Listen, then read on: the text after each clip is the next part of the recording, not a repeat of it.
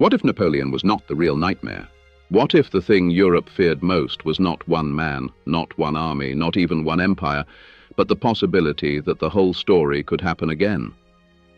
A young general rises from revolution. He defeats kings. He redraws borders. He crowns himself emperor. He marches from Spain to Russia. And for more than a decade, Europe lives under one terrifying question.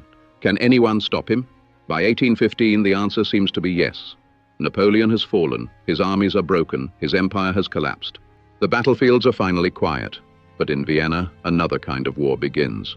No cannons, no cavalry charges, no soldiers freezing in the snow. This time, the weapons are maps, treaties, rumors, dinners, private letters, palace corridors, and carefully chosen words.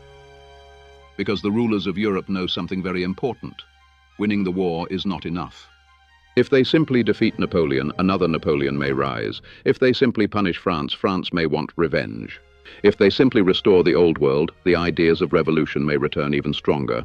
So the real question becomes this. How do you build a Europe where no single country, no single army, and no single man can ever dominate the continent again? That was the hidden puzzle of the Congress of Vienna. In 1814, Vienna becomes the center of the world. Kings arrive, princes arrive, ambassadors arrive. Generals, spies, aristocrats, musicians, servants, and fortune seekers all pour into the city. The war is over, but Europe has not yet been put back together. For more than 20 years, the French Revolution and the Napoleonic Wars have torn through the continent. Old monarchies have been humiliated. Ancient borders have been erased. Small states have vanished. New kingdoms have appeared and disappeared like pieces on a chessboard. And behind all of this is a dangerous memory. Before Napoleon, the French Revolution had said something explosive. Kings were not untouchable. People could question power. Citizens could demand rights. Nations could be built by ideas, not only by dynasties. Napoleon turned those ideas into armies, and those armies carried the shock of the revolution across Europe. So, when the victors gather in Vienna, they are not just asking which country gets which land. They are asking something much deeper. How do we bury a revolution that has already entered people's minds? The host of this great diplomatic theater is Clemens von Metternich, the foreign minister of Austria. Metternich understands fear better than almost anyone in the room. Austria is not a simple nation-state.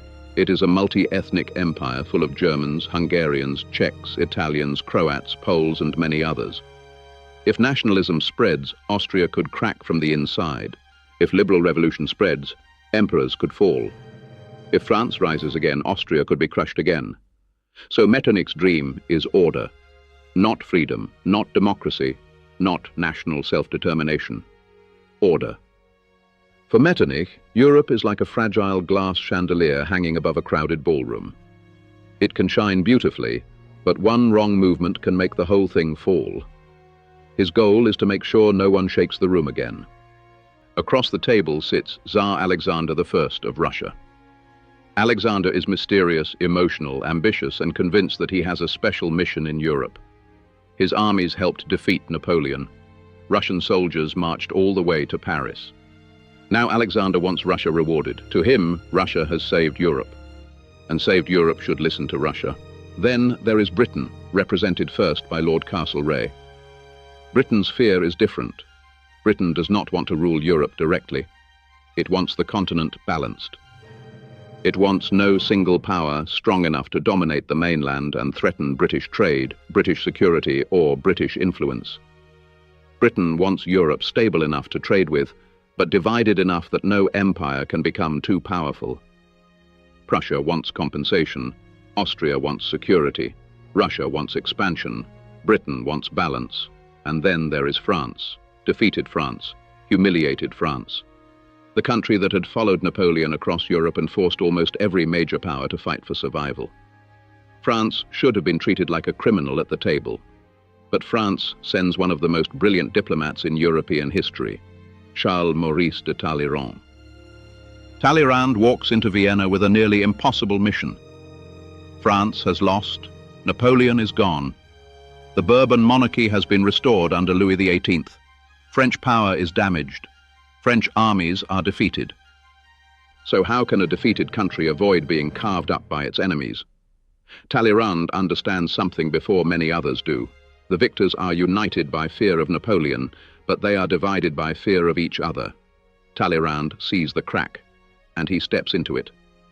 He does not defend Napoleon. He does not say France deserves reward. He does not try to pretend France won. Instead, he speaks the language everyone in Vienna wants to hear: legitimacy. He argues that Europe must be rebuilt on lawful rule, recognized dynasties, and accepted principles. If the victors simply take whatever they want, then how are they different from Napoleon? It is a clever move, because Talleyrand is turning the Allies' own fear against them. They claim to oppose conquest. They claim to oppose revolution. They claim to defend legitimate order. So Talleyrand asks, silently but powerfully, then why should France be excluded from deciding that order? France, he suggests, is no longer Napoleon's empire. France is now a restored monarchy. France is part of legitimate Europe again. And slowly, incredibly, the defeated country begins to move from the accused seat to the negotiating table. This is one of the most important stories of Vienna. France loses the war, but Talleyrand helps France survive the peace. But the most dangerous crisis in Vienna is not about France. It is about Poland and Saxony. Russia wants most of Poland. Prussia wants Saxony. On paper, this sounds like a territorial argument, but underneath, it is the old nightmare returning. If Russia controls too much of Poland, Russia moves deeper into Central Europe. If Prussia takes all of Saxony, Prussia becomes much stronger in Germany. If Russia and Prussia both get what they want, the balance of Europe shifts dangerously. Austria is alarmed, Britain is alarmed, and Talleyrand sees his opportunity. The defeated French diplomat suddenly becomes useful. France can help Austria and Britain resist Russian and Prussian demands. The old enemy becomes a possible partner, not because anyone loves France, but because France can help restore balance. This is the brutal logic of Vienna. There are no permanent friends. There are no pure moral heroes. There is one supreme rule: no one must become too powerful. In early 1815, the crisis becomes so serious that war between the victorious Allies is possible. Think about that. Napoleon has been defeated, but the countries that defeated him almost turn against each other before the peace is even finished. That is why Vienna matters. It reveals that Europe's problem was never only Napoleon. The real problem was power itself. Who gets too much of it? Who stops them? Who decides when balance has been broken? The Congress of Vienna was not just a peace conference. It was an attempt to create a machine that could manage fear. And then, while the diplomats argue, something almost unbelievable happens. Napoleon returns. In March 1815, he escapes from Elba, lands in France, and begins marching north. At first, the restored Bourbon government expects soldiers to stop him, but regiment after regiment joins him. The man Europe thought it had buried is alive again. The nightmare has returned. In Vienna, the effect is electric. The diplomats who were arguing over Poland, Saxony, borders, and rank suddenly remember why they were there in the first place. Napoleon has given them a warning. If they fail, the old chaos can come back instantly. For a brief moment, the rival powers become allies again. They declare Napoleon an outlaw, they prepare for war, they move toward the final confrontation. And in June 1815, the final act of the Congress of Vienna is signed just days before the Battle of Waterloo. That timing almost feels symbolic. On paper, Europe signs a new order. On the battlefield, Europe destroys the man who had shattered the old one. Waterloo ends Napoleon's final gamble, but Vienna decides what comes after him. So what did the diplomats actually build? First, they restored old dynasties. The Bourbon monarchy returned in France. Other rulers were brought back where possible. The message was clear: revolution must not be rewarded. Conquest must not be treated as permanent. Kings and princes must be placed back into the structure of Europe. This was called legitimacy. But legitimacy did not mean everything went back exactly as before. Vienna was too practical for that. The diplomats knew that the old map could not simply be restored like a damaged painting. Napoleon had changed too much. Europe had changed too much. So they built a new balance. The Netherlands was strengthened in the north to act as a barrier near France. Prussia gained important territory in the Rhineland, placing it closer to France's eastern border. Austria gained influence in northern Italy. Switzerland's neutrality was recognized. A German confederation replaced the old Holy Roman Empire, keeping German lands organized but not unified into one powerful nation-state. Every peace had a purpose. France was not destroyed, but it was contained. Russia was rewarded, but not allowed unlimited expansion. Prussia gained land, but not everything it wanted. Austria remained central to European diplomacy. Britain kept the wider balance and strengthened its global position. The goal was not justice in the modern sense. The goal was stability. The goal was to make Europe a locked room where every powerful state watched every other powerful state. If one moved too far, the others would react. That was the balance of power. But there was another side to Vienna. The Congress was not only anti-Napoleon, it was also anti-revolution. The men in Vienna feared armies, but they also feared ideas. They feared newspapers. They feared student movements. They feared secret societies. They feared constitutions. They feared crowds in the streets demanding rights. Because Napoleon had shown what could happen when revolutionary energy found a military genius. So after Vienna, Metternich becomes the symbol of a conservative European order. The Metternich system tries to hold back liberalism and nationalism. It favors censorship, police surveillance, dynastic rule, and international cooperation against revolution. To Metternich, this is not cruelty. It is survival.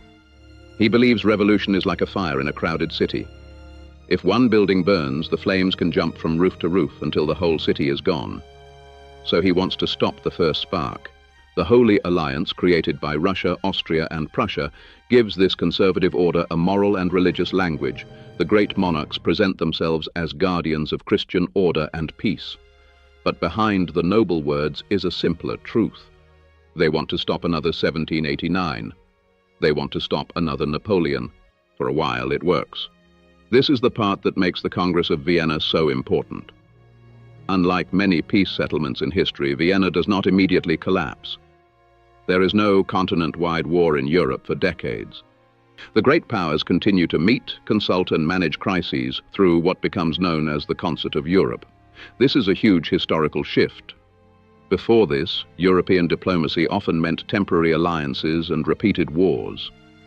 After Vienna, the major powers try to create a habit of consultation. They do not always agree.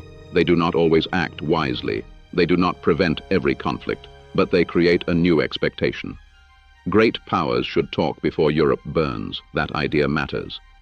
In a way, Vienna is one of the early ancestors of modern international diplomacy. Not because it was democratic, it was not.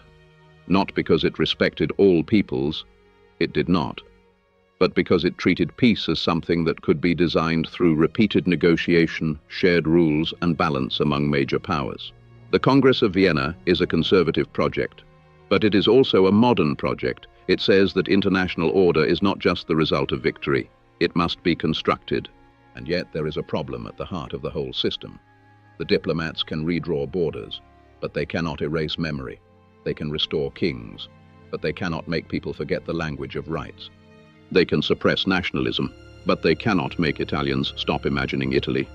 They cannot make Germans stop imagining Germany. They cannot make Poles stop imagining Poland. They cannot make liberals stop imagining constitutions. This is the tragedy of Vienna. It solves the problem of Napoleon, but not the problem of the age that produced him. It creates peace between states, but often ignores the desires of peoples. It stabilizes Europe from above, but pressure continues building below. In Italy, many people remain divided under different rulers and foreign influence. In the German lands, unity remains a dream. In Poland, national hopes are frustrated. Across Europe, liberals want parliaments, rights, and constitutional limits on monarchy. Vienna puts a lid on the boiling pot, but the fire is still burning. By 1848, the pressure explodes. Revolutions break out across Europe. Paris rises again, Vienna rises, Berlin rises, Italian states rise. Hungarians, Germans, liberals, workers, students, and nationalists all push against the old order. And one of the great symbols of the Vienna system, Metternich himself, is forced to flee. That moment reveals the limit of 1815. The Congress of Vienna could delay revolution. It could organize power. It could prevent another immediate continent-wide war. It could stop France from dominating Europe again. But it could not permanently defeat the political ideas released by the French Revolution. Freedom, nationalism, constitutional government, citizenship, and popular sovereignty had entered European history. They could be censored. They could be imprisoned. They could be forced underground. But they could not be made unborn. So how should we judge the Congress of Vienna? Was it a success? In one sense, yes. It prevented Europe from immediately falling back into the chaos of the Napoleonic Wars. It created a balance of power that shaped international politics for decades. It brought defeated France back into the system instead of turning it into a permanent enemy. It showed that peace after a great war could be built through diplomacy, not only revenge. That was its genius. But in another sense, Vienna was deeply limited. It was designed by rulers for rulers. It cared more about stability than freedom. It treated nations like pieces on a map. It tried to manage people's futures without asking those people what future they wanted. That was its weakness. And that is why the Congress of Vienna is one of the great turning points of the modern world. It marks the moment Europe tried to answer the age of revolution with an age of order. It was not just a meeting, it was a counter-revolution written in diplomatic language. It was the moment Europe's kings and ministers looked at the wreckage left by Napoleon and said, "Never again, no second Napoleon, no single ruler over Europe, no revolution spreading unchecked, no one power strong enough to terrify the rest." The men of Vienna designed a system to freeze Europe in place. For a time it worked, then the ice began to crack. The battlefields of 1815 ended Napoleon, but the rooms of Vienna shaped the century that followed. They gave Europe peace, but not justice. They restored order, but not silence. They buried the emperor, but not the ideas that had carried him to power. And that is the final irony. The Congress of Vienna was created to prevent another Napoleon. But the forces it tried to suppress, nationalism, liberalism, and the dream of political change, would return again and again, not as one emperor, but as millions of people asking a question no treaty could permanently erase. Who should rule, kings, empires, or the people themselves?